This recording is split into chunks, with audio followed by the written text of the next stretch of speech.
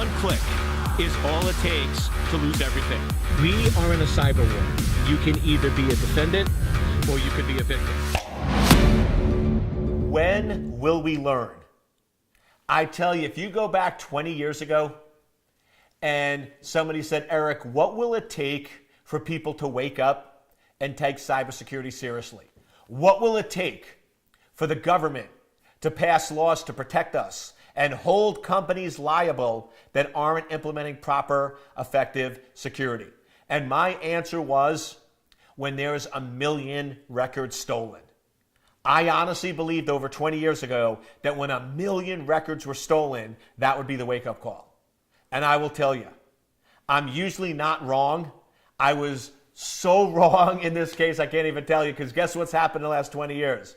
We've had hundreds of millions. We've had 500 million.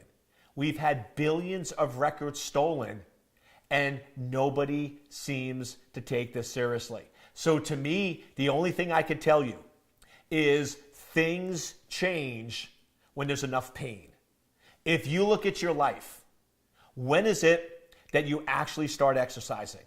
When is it that you decide to walk away from that relationship? When is it that you decide to quit your job and get a new job?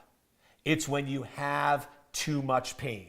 When you get to a point where you say enough is enough. And I tell you, that's what's going to eventually happen with cybersecurity. At some point, we as individuals, companies, and the country and the world as a whole is at some point going to say, we've had too much pain. This has to change.